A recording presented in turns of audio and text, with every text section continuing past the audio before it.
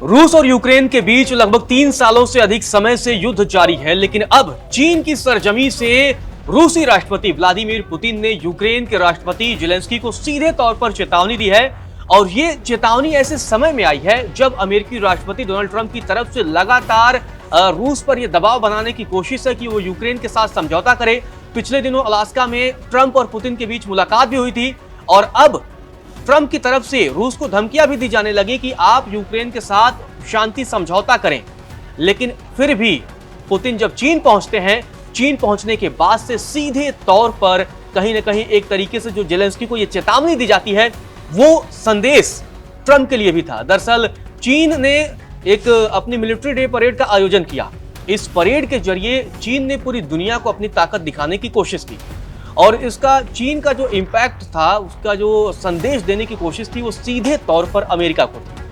आपको बता दें कि रूस के राष्ट्रपति व्लादिमीर पुतिन पहुंचे, उत्तर कोरिया से किम जोंग पहुंचे और ऐसे ही ईरान के प्रधानमंत्री पहुंचे। इसके अलावा बहुत सारे देशों के उन देशों के नेता पहुंचे जो अमेरिका विरोधी माने जाते हैं, अमेरिका की नीतियों के विरोधी माने जाते हैं, वो सारे नेता पहुंचे।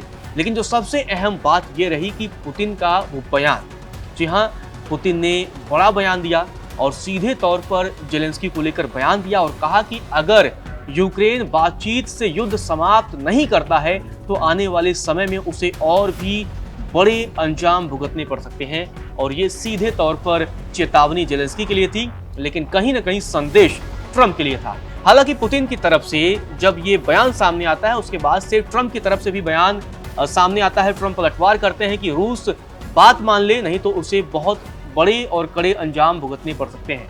लेकिन जो सबसे बड़ी और अहम कड़ी है वो पुतिन का वो बयान, जिसमें सीधे तौर पर जेलेंस्की को न्योता भी दिया गया है कि अगर जेलेंस्की बातचीत करना आना चाहते हैं, बातचीत करने के लिए राजी होते हैं तो उन्हें मॉस्को आना होगा। आपको बता दें कि पिछले दिनों जब अलास्का में ट्रंप और पुतिन की मुलाकात हुई थी, उस दरमियान भी आपको याद होगा कि पुतिन ने सीधे तौर पर प्रेस कॉन्फ्रेंस में कह दिया था कि अगली बार मॉस्को में मिलते हैं। तो सीधे तौर पर उन्होंने ट्रंप को मॉस्को आने का न्योता भी दे दिया था।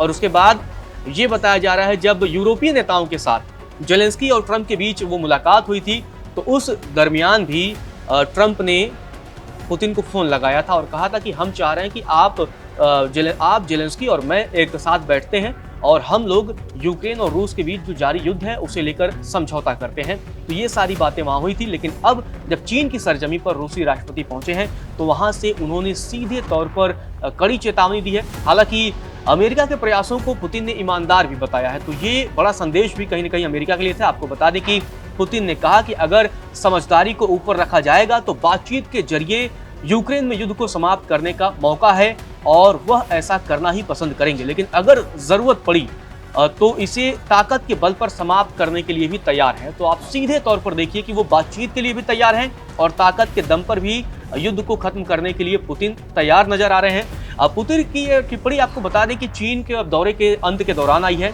आपको बता दें कि इस दौरान रूसी राष्ट्रपति ने कहा कि उन्हें सुरंग के अंत में एक रोशनी भी दिखाई दे रही है।